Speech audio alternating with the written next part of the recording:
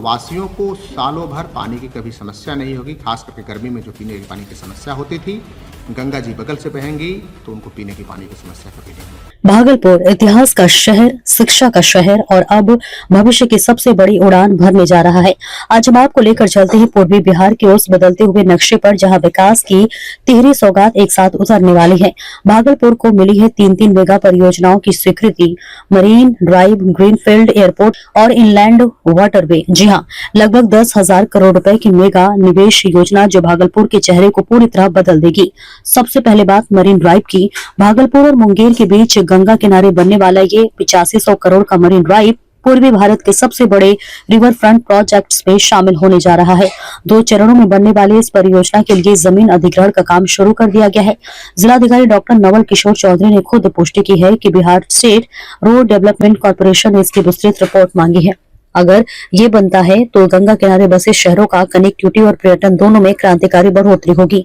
अब बात करते हैं दूसरी सबसे बड़ी सौगात, सुल्तानगंज के ग्रीनफील्ड एयरपोर्ट की। 432 करोड़ रुपए की शुरुआती राशि जारी हो चुकी है। एयरपोर्ट अथॉरिटी ऑफ इंडिया की टीम ने OLS यानी कि ऑब्स्टेकल लिमिटेशन सर्वे की प्रक्रिया तेज कर दी है। उड़ान पथ से संबंधित तकनीकी डेटा, साइट क्लियरेंस सबकी रिपोर्ट तैयार की जा रही है।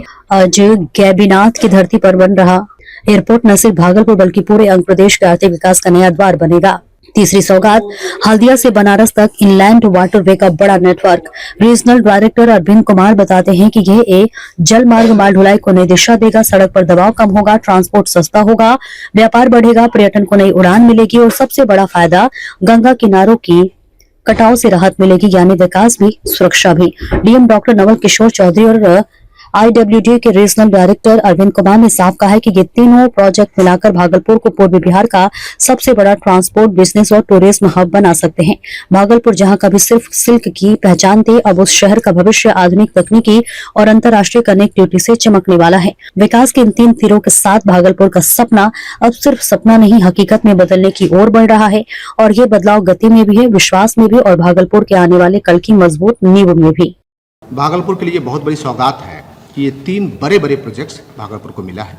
एक तो इनलैंड वाटरवेज में आपको स्पष्ट करना चाह रहे हैं कि जो वाटरवेज है हमारा, इसे हमें स्ट्रीमलाइन करना है और जो गंगा का जो पुराना हमारा चैनल था जिससे गंगा जी बहती थी, उस चैनल को एक्टिवेट करना है।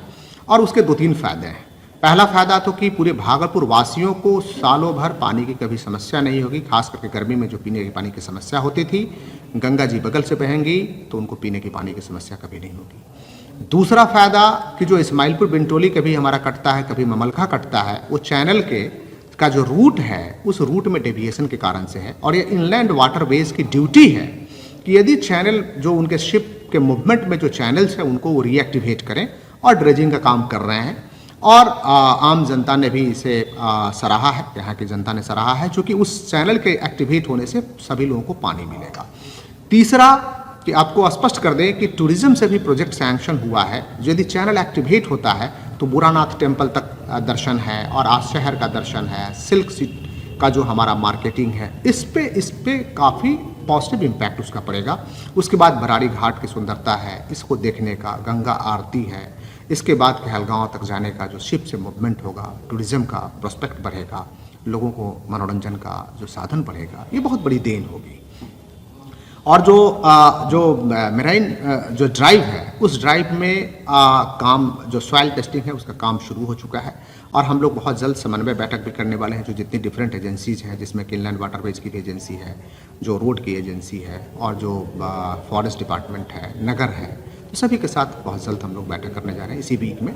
तो जो भी इशूज होगा उसको हम लोग रिजॉल्व करेंगे। ग्रीनफील्ड एयरपोर्ट के लिए जो राशि सैंक्शन हो चुका है, हम लोग ग्राउंड लेवल पे जितने जो प्राइमरी वर्क्स हैं उस प्राइमरी वर्क्स पे हम लोगों ने फोकस किया। पहचान हम लोग एक खेसरा, एक ज़मीन की पहचान कर रहे हैं। और शीघ्रातिशीघ्र डे नाइट मेरी टीम काम कर रही है। जैसे ही पेपर तैयार होता है तो हम लोग मूवमेंट में है, पेपर को आगे मूव करके लैंड एक्विजिशन करा करके और उस पर एयरपोर्ट जो बनाना है उसकी दिशा में काम कर रहे हैं। AI ने कुछ रिपोर्ट भी मांगा आप लोगों से? बिल्कुल रिपोर्ट है, कुछ चीज़ें गोपनीय हैं तो हम लोग उसको भेज रहे हैं। भारतीय अंतर्देशीय जल मार्ग प्राधिकरण के द्वारा नेशनल वाटरवे 1 जो हल्दिया से बनारस तक का डिक्लेयर किया गया है और इसमें विकास का कार्य चल रहा है और जहाज़ का मूवमेंट भी काफ़ी गति पकड़ रहा है। उसी के संबंध में कहीं कहीं जो अवरोध है, मतलब सिल्टेशन हो जाता है फ्लड में और जहाज़ के चलने में, उसी से संबंध में कि कोई जहाज़ को असुविधा नहीं हो, 12 महीना जहाज़ आसानी से निकलते रहे और माल का ढुलाई भी होते रहे।